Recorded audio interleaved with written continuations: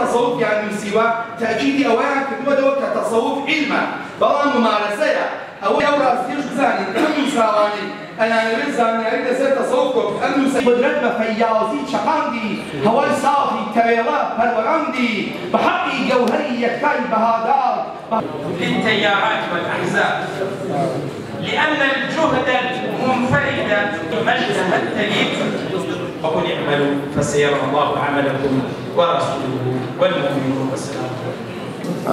زانایان وەک پێغەمبەری خوا فەرمی عەلەیهی السەڵاتو وەسسەلام سەبارەت بە مەسەلەی مەسئولیەتی موسڵمانان زانایان بەرپرسیاریەتێکی گەورەتریان لەسەر شانە کە ئەویش فەرمێ كلكم راع وكلكم مسؤول عن رعيته.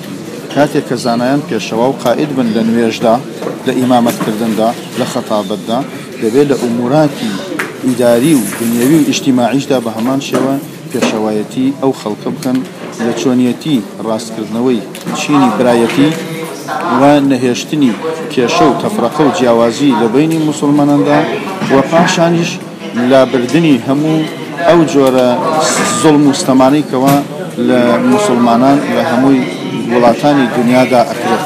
ئێستا دەزانین کە وڵاتی فەلەستین، وڵاتی سووریا، وڵاتی یەمەن، وڵاتی عێراق، وڵاتی میسر و چەندەها وڵاتانی تری ئیسلامیش دووچاری کۆمەڵێک گرفت بوونەتەوە. واجبە لەسەر زانایان هەڵسنە سەر پێ ئەو نەهزەتە جوانەی کە لە سەردەمەکانی تاریخا کاتێک کە تەماشای فترەتی تەتار بکەین کە هات بەغدای داگیر کرد 40 دانە ڕۆژ نوێژ لە بەغدا نەخوێنرا بە جەماعەت 40 دانە ڕۆژ بانگ لە مزگە بەڵەنگۆی مزگەوتەکانە نەوترا. بەڵام زانایان هیممەتیان کرد لە دوای ئەوە جارێکی تر تەتاریان لە بەغداد دەرکردەوە بە هیممەتی زانایان بە ئەو نهوزە جوانەی کە پێغەمبەری خوا عەلەیهی سەڵاتو وەسەلام فێری کردوین کە پێمان ئەفەرمێت عولەما جێگەداری منن بۆ تەئسیسکردن و تەصحیحکردنی ئەم پەیامی خۆی پەروەردگار.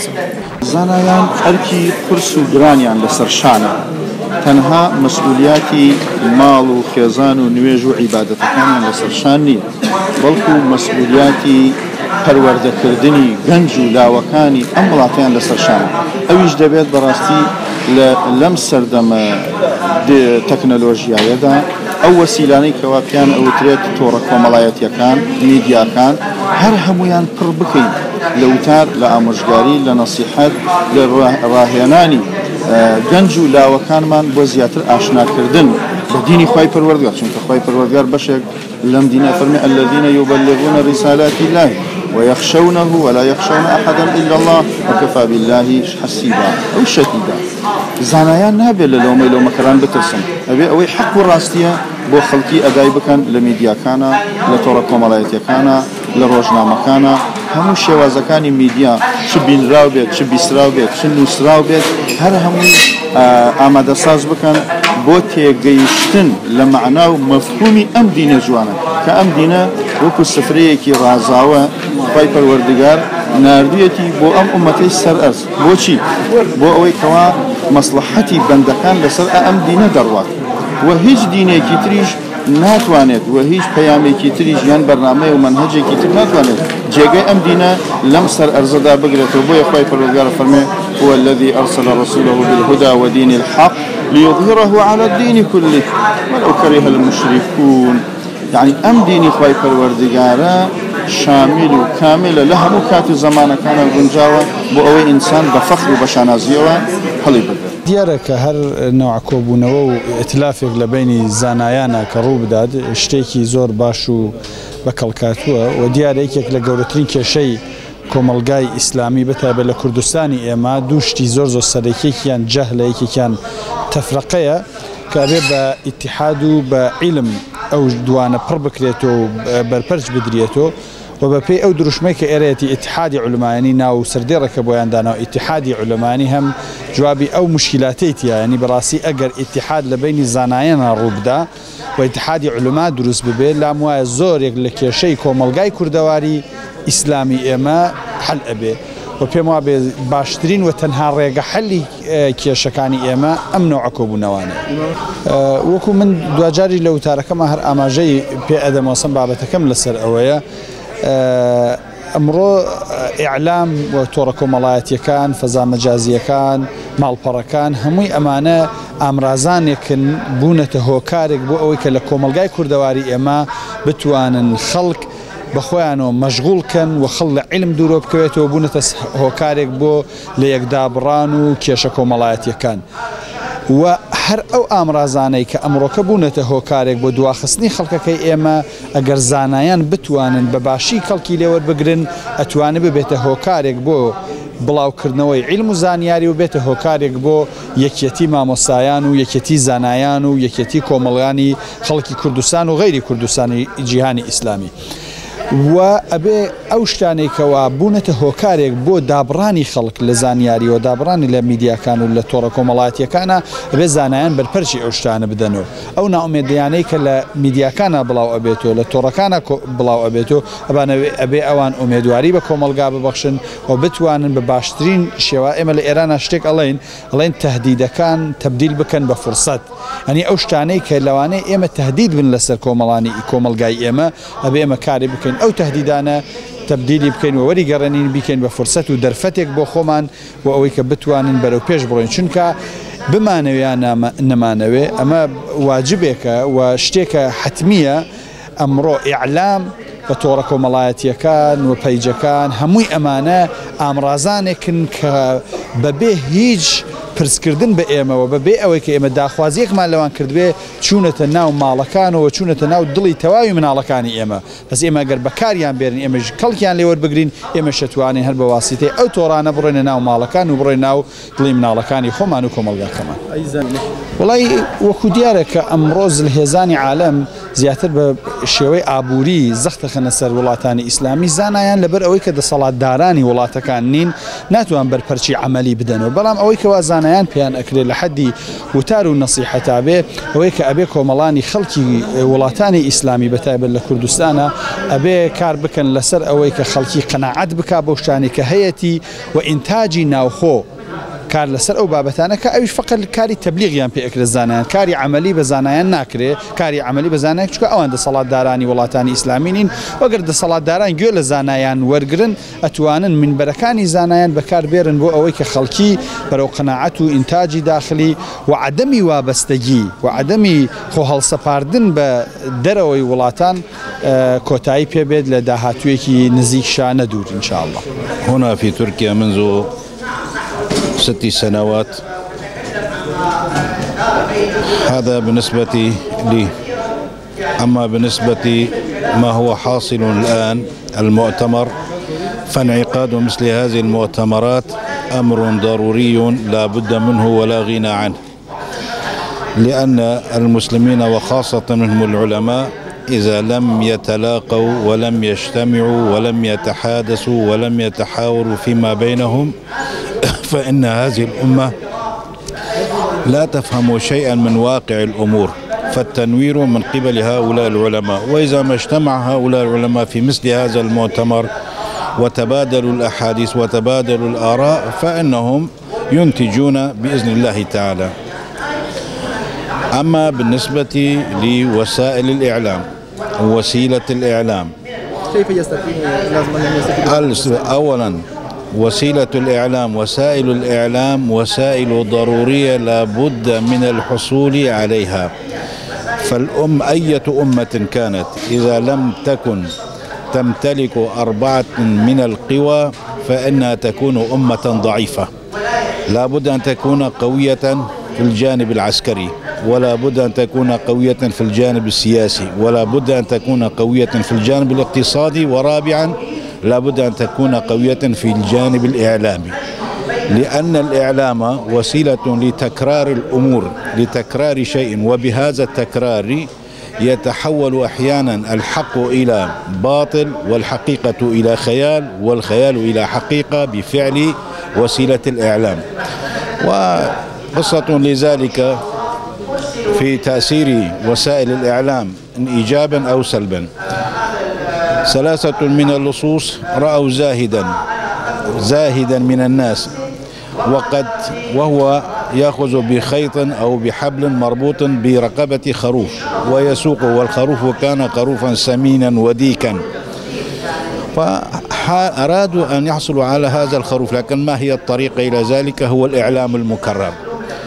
فمر به أحد اللصوص قال: ما هذا الكلب الذي معك أيها الزاهد؟ فأخذ منه الالتفات، التفت ثم عاد سريعا قال: هذا خروف وليس كلب. مضى. جاء الثاني قال: أظن أن زاهد يريد الصيد، والصيد بماذا يكون؟ بالكلب. فالتفت مرة ثانية لكن بشكل أدق. والثالث مر به وقال: لا أظن أن هذا زاهدا، لو كان زاهدا لما اصطحب الكلب. ففي هذه المرة الثالثة بعد هذه المرة الإعلام المكرر من 3 مرات، فأخذ فك الخيط عن رقبة هذا الخروف وتركه وقال: أعوذ بالله، لا شك أن الذي باعني كلبه، وبحكم السحر جعله في صورة الخروف. واللصوص اجتمعوا على الخروف وأكلوه. هكذا يفعل الإعلام. فالإعلام إذا كان في الحق يقدمه، وإذا كان في الباطل يقدمه. فالإعلام مهما كيفما كان قبل وفي أي جهة من الجهات، فإن للإعلام تأثيرا كبيرا. لا بد للمسلمين من أن يحصلوا على الإعلام القوي والشديد. Yani açıkçası gerçekten bu bizi çok fazla mutlu ediyor. Çünkü böyle bir görüntüyü görmek gerçekten İslam ümmetinin hakikaten beklediği bir görüntüdür. Çünkü gerçekten şu anki zamana ve önceki dönemlere baktığımız zaman İslam ümmeti arasında çok fazla tefrikalar oluşmuştu. Ama şu an bu manzarayı görmek gerçekten bizi çok fazla mutlu ediyor. Yani bu gerçekten İslam ümmetinin beklediği, özlediği bir manzaradır.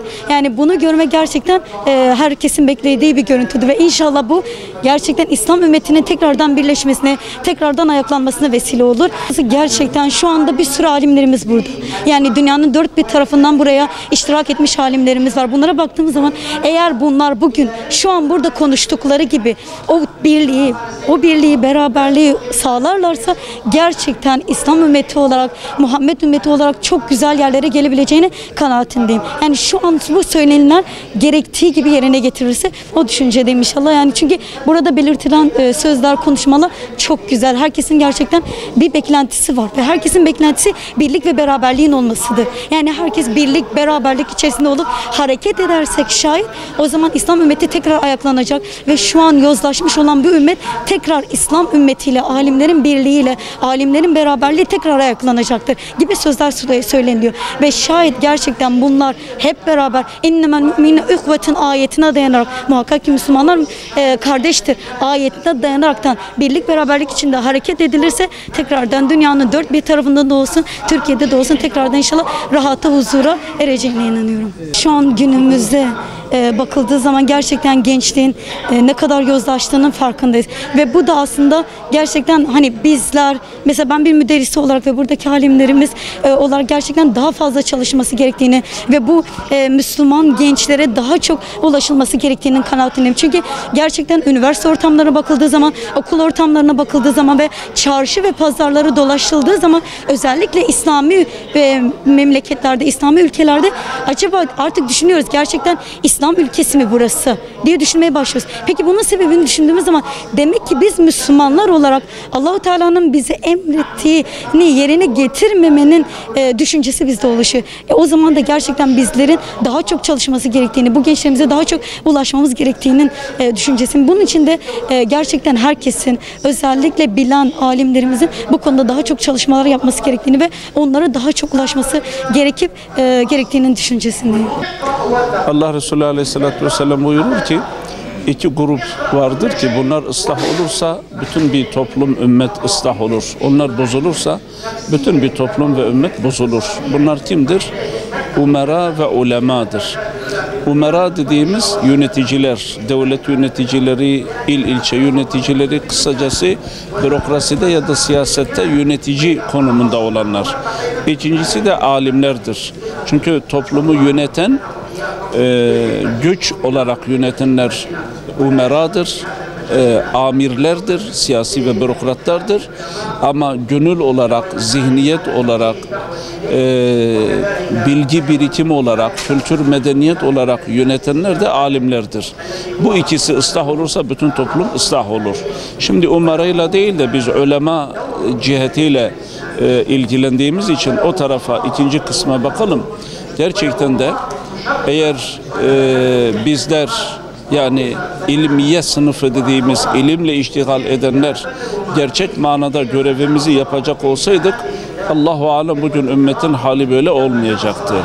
Çünkü ulemanın bir, kendi aralarında ittifak kurması, Kur'an ve sünnet etrafında, ehl-i sünnet vel cemaat sahih akidesi etrafında eğer birbirleriyle kenetleselerdi, cemaat, cemiyet, dernek, vakıf, şuculuk, buculuk gibi tefrikalara prim vermeselerdi, güçlerini birleştirselerdi, bugün böyle olmayacaktı.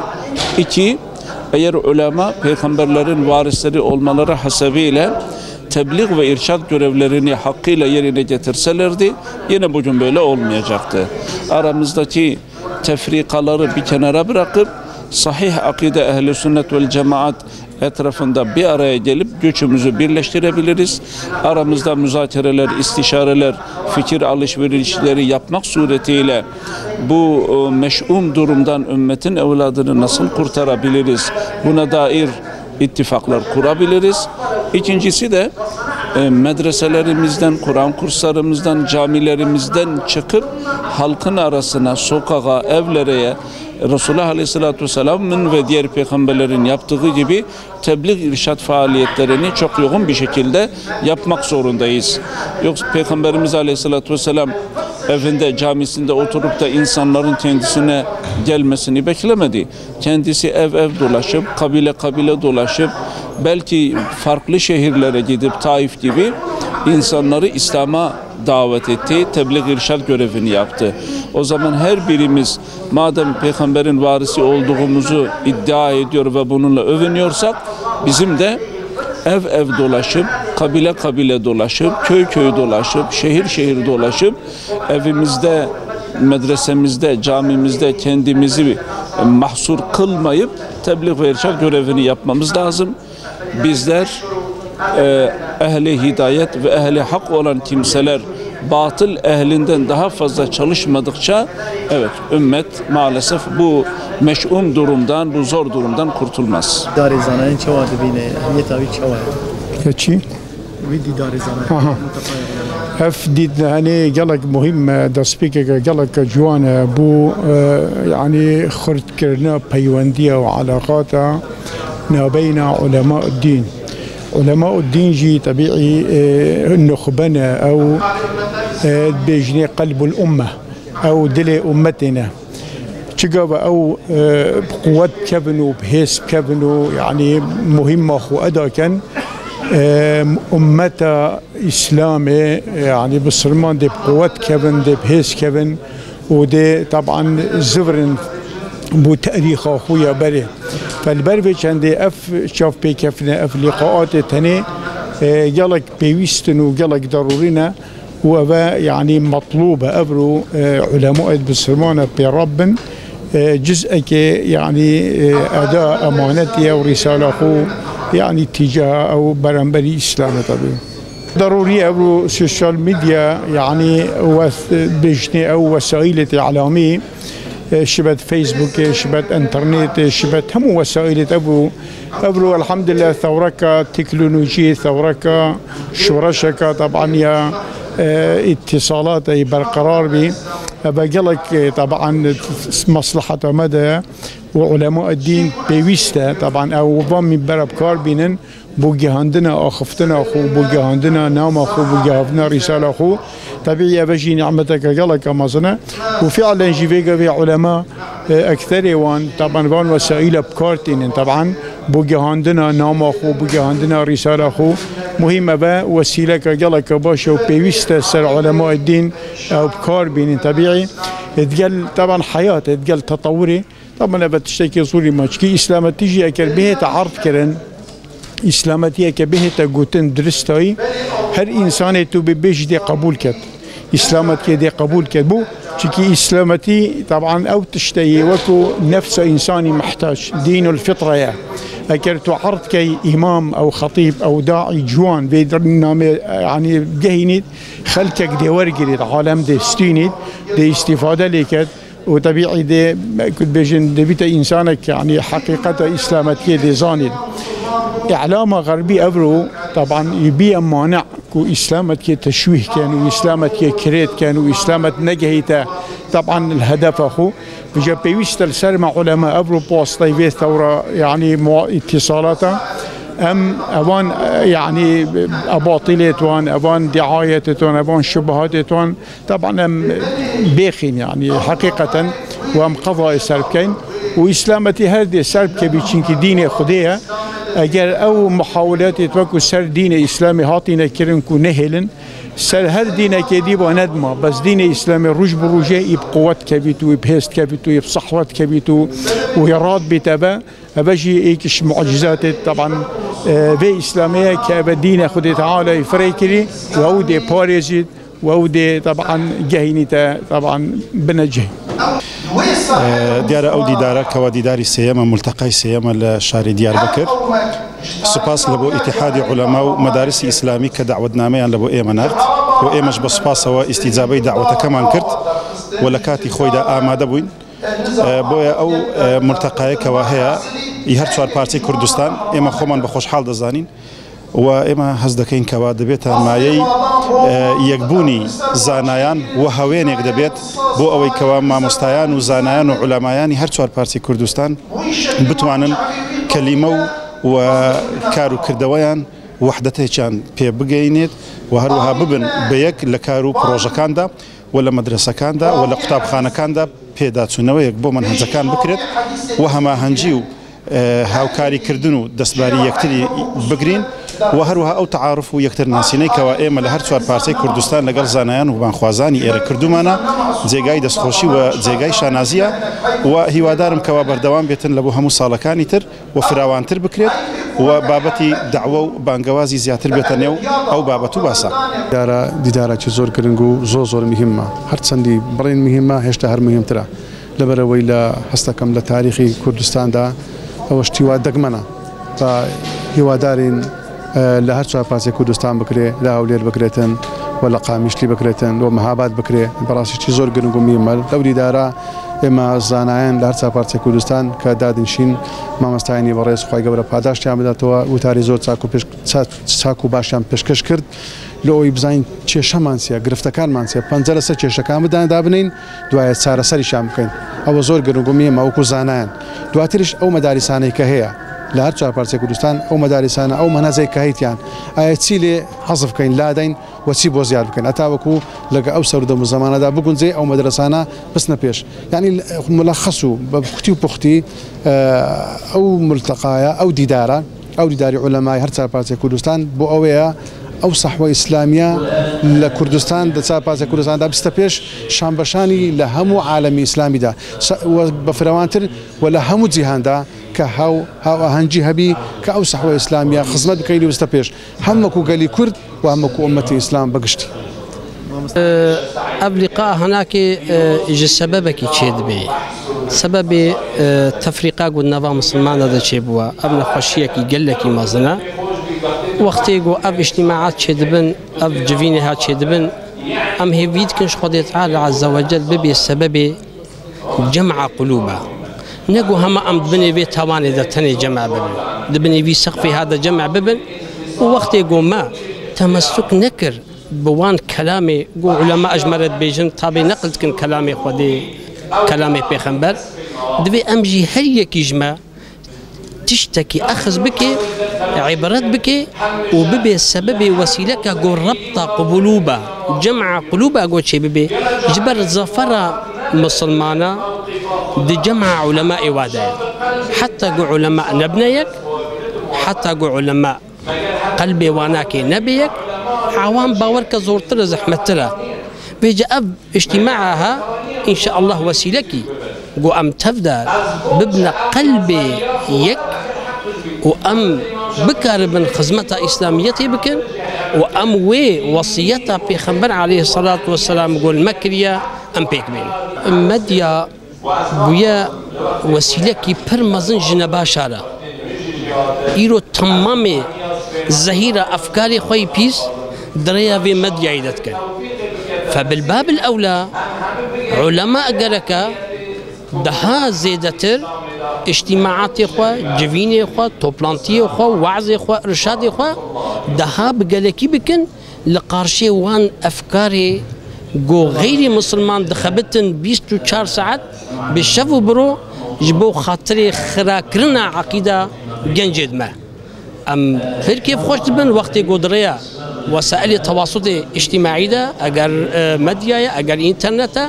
يعني ده زي ده خباتك وهبه جبر لقارشي ما تخبته ما وظيفتك برجرانه بر مهمه لمع الاسف حكام مي مسلمانه قريدانه ناهل العالم او فكره لا يخلق علمانيتي استيراد كرن جاري اوروبا انين الفر عالم قريدان نابنا ديواري جامعه ده قلت تجبر بي بدرناك بي اما حال بكي وظيفه عالم نأبه وقت يقول امهرك هن شون ده تاريخي وقت عثمانيه ده حاكم عالم بو ايه حاكم يعني حاكم السردست السلطان كيبو علماء بون كما يجبر ايه عالم تجار يعني شيء نابجي دائما مصلحتها اسلاميه دو مسلمان دوش المجتمع